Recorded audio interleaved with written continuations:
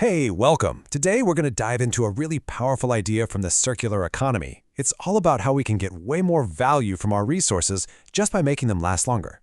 Let's get right into it. Seriously, you just think about that for a second.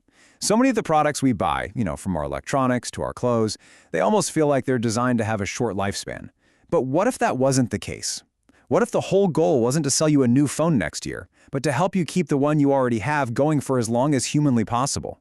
That is a huge shift in thinking, and it's exactly what we're exploring today. So, to really get why this is such a big deal, we need to look at two totally different ways of thinking about how our economy works. Okay, so on the left, you've got the system we've been living with for a long time, the linear economy. You can think of it as a one-way street. We take resources from the earth, we make products, and then we just throw them away.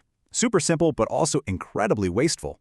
Now, on the right, you see the circular economy, which is a completely different ballgame. It's a closed loop where we use things, reuse them, and replenish our resources, basically designing waste out of the system from the very beginning. And this right here reveals a critical insight. Waste isn't some accident. It's actually a consequence of choices that are made way before a product is even manufactured. As the Ellen MacArthur Foundation points out, if a whopping 80% of the environmental impact is locked in during the design phase, well, that's exactly where we have the most power to make a real change. So how do we actually start making that change? Well, one of the most powerful strategies is what experts call slowing the flow. The idea is actually brilliantly simple.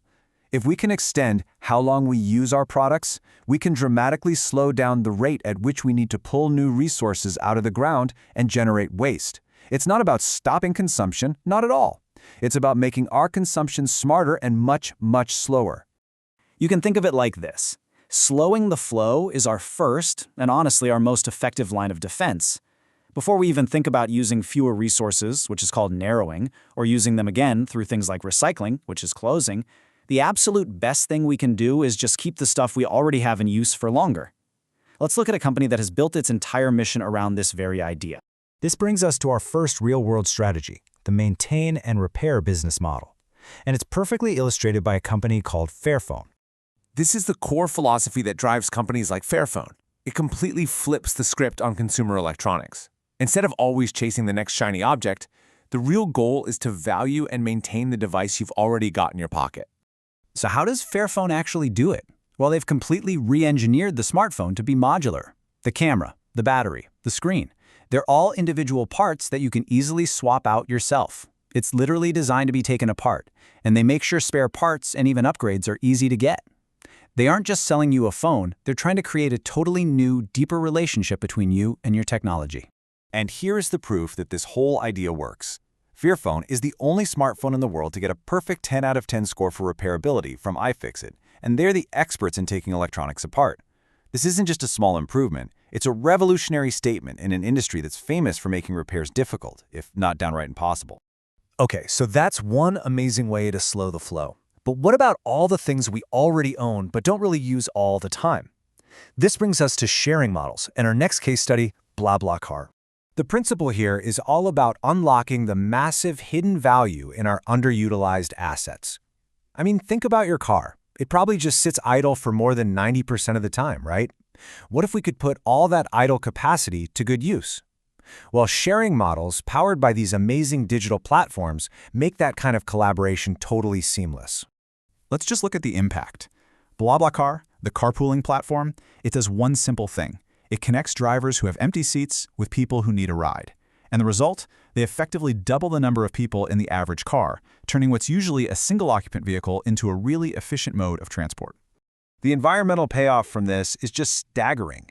By simply filling up empty seats, BlaBlaCar users saved 1.6 million tons of CO2 in a single year. That's like taking hundreds of thousands of cars completely off the road, all without building a single new piece of infrastructure.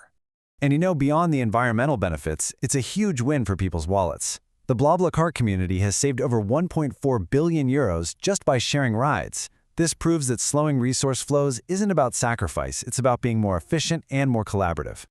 So when we bring these ideas together, maintaining what we have and sharing what we don't fully use, we start to see this very different and much more efficient future taking shape.